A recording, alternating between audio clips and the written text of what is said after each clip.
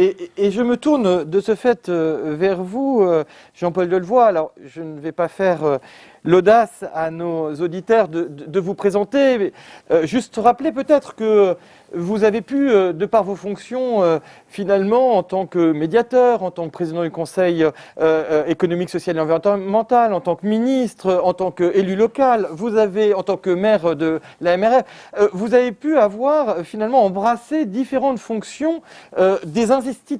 Et la question que j'aurais vis-à-vis de vous, c'est finalement, comment voyez-vous la capacité des institutions à se saisir de ce jouet collectif? Sylvain Wasserman, dans son introduction, rappelait que c'était anxiogène pour un élu local de pouvoir se saisir de ce sujet.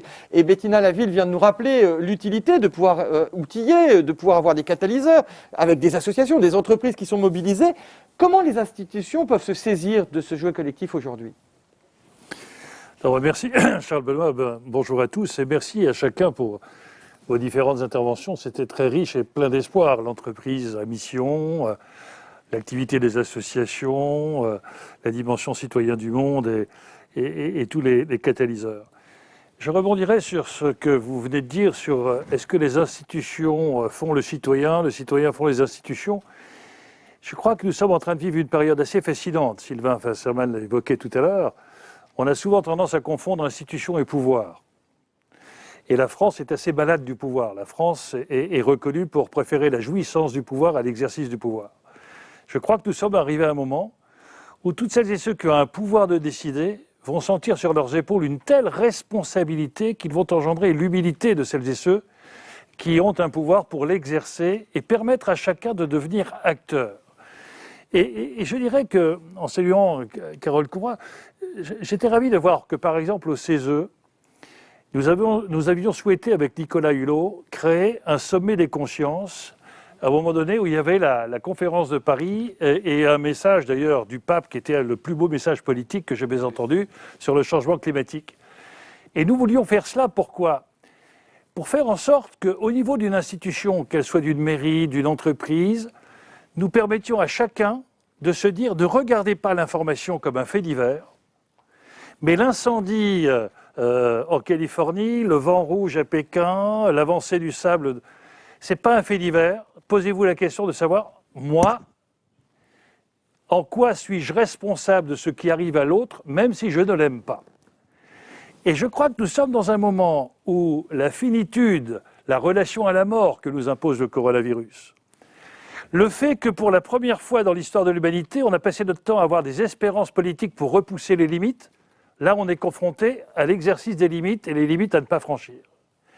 Et cette perception de l'extraordinaire fragilité de notre société crée une possibilité que chacun dise « mais avant je devais satisfaire mes besoins, se loger, se nourrir, se vêtir, après c'était ma société de consommation ». J'essayais de satisfaire mes désirs de consommer. Aujourd'hui, je veux donner du sens à ma vie et vivre. Vivre épanoui dans mon travail, vivre épanoui dans mon territoire, vivre épanoui en relation avec l'autre. Et cette notion de quête de sens, Sylvain le montrait tout à l'heure, fait que chacun ne veut plus être considéré comme un citoyen consommateur. J'ai souvent dénoncé le fait que très souvent le politique préférait perdre un citoyen mais gagner un électeur, en lui donnant satisfaction, réduction d'impôts, etc., et en cultivant sa soif d'intérêt particulier. Et nous payons ça aujourd'hui. Sur l'ensemble de la planète, nos exercices électoralistes nous poussent à la découverte d'un citoyen qui a été presque désossé de l'intérêt général au profit de la satisfaction de son intérêt particulier et de court terme. Aujourd'hui, tout ça est en train de se renverser complètement par un réveil extrêmement sage des citoyens qui disent « mais non, j'ai une part de responsabilité sur la façon dont je peux assurer le confort de la planète, être citoyen du monde et peut-être aussi le bien-être de mon territoire en partageant. » Et chaque élu sent bien qu'aujourd'hui, chaque individu, s'il veut être acteur, il doit être responsable. Pour être responsable, il doit savoir. Et nos institutions sont en train d'évoluer dans un sens, je crois, très positif. Ça passe par l'éducation nationale. Quel est le drame de la France ?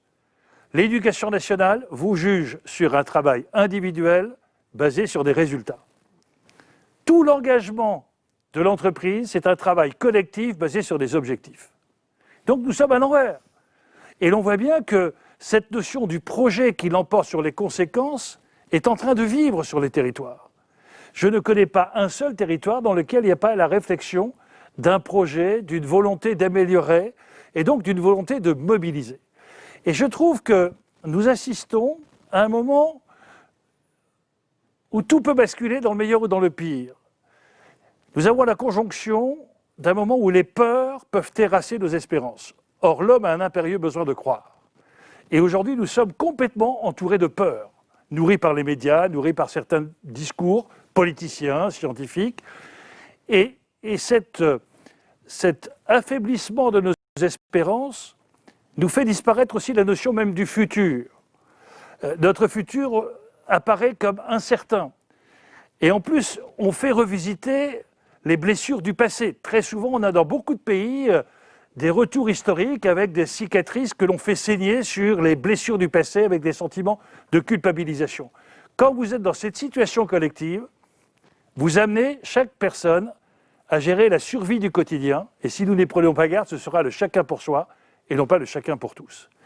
Et l'on voit bien que les élus qui ont compris que le danger numéro un d'une démocratie, c'est d'une mortalité. La démocratie est mortelle. Les États peuvent mourir, les nations peuvent mourir. Et elles sont mortelles quand il n'y a plus de personnes qui s'engagent. Et pour s'engager, il faut un intérêt qui vous dépasse. Et l'on voit bien que cette reconstruction d'un intérêt général qui allonge la temporalité, c'est la notion du long terme et non pas du court terme, qui allonge la notion du partage et de l'altérité. C'est avec l'autre que je construis une solution. Et donc l'enrichissement de la différence et non pas la négation de la différence.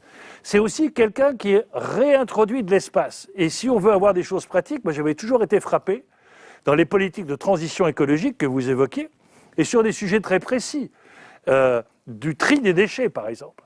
Je ne cessais de dire aux élus, regardez aujourd'hui, l'avenir apparaît négatif, l'espace apparaît négatif et le voisin apparaît comme un concurrent qui risque de piquer votre place.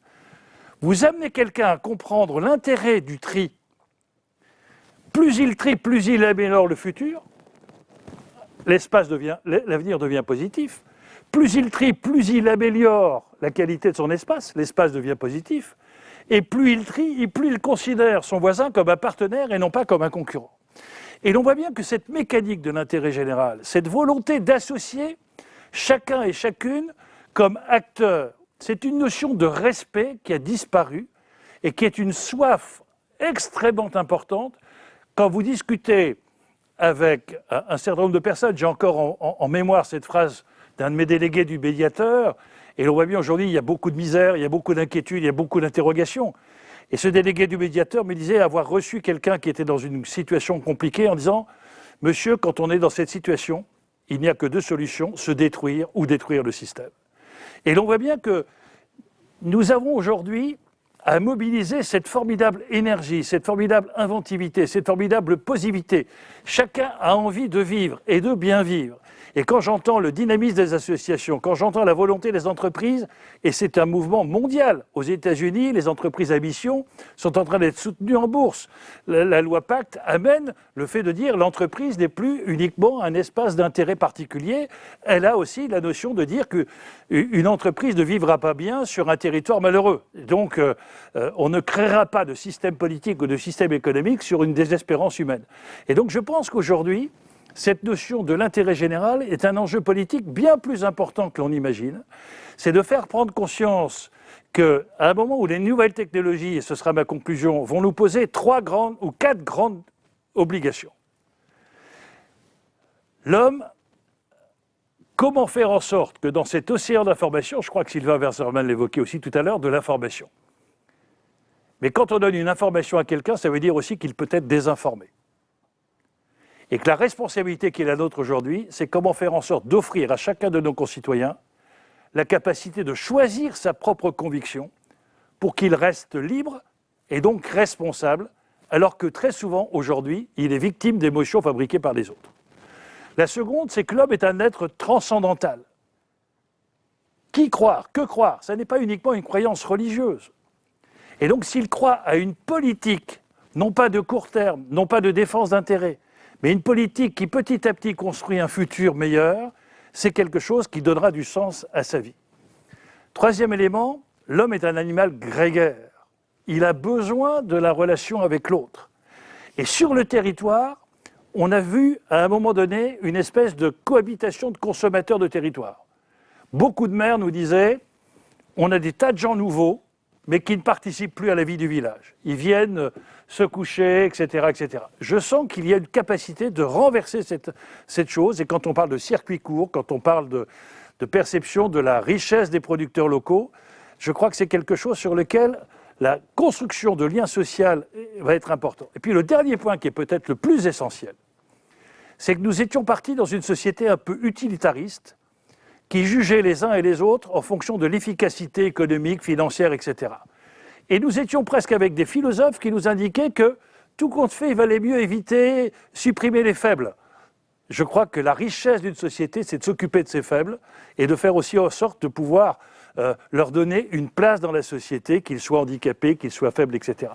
Et donc tout cela, cet intérêt général, c'est de considérer chaque être humain comme une richesse, chaque entreprise comme un capital humain qu'il convient de valoriser, et de faire en sorte de croire que sur l'optimisme d'une espérance nouvelle, nous allons pouvoir terrasser les peurs qui nous menacent, et qui fait que, je rappelle souvent cette phrase de Bernanos en 1930, frappé par le drame des conflits mondiaux, il disait « Ne laissez jamais coaguler les haines et les ressentiments, car c'est la porte ouverte aux dictatures ». Merci beaucoup.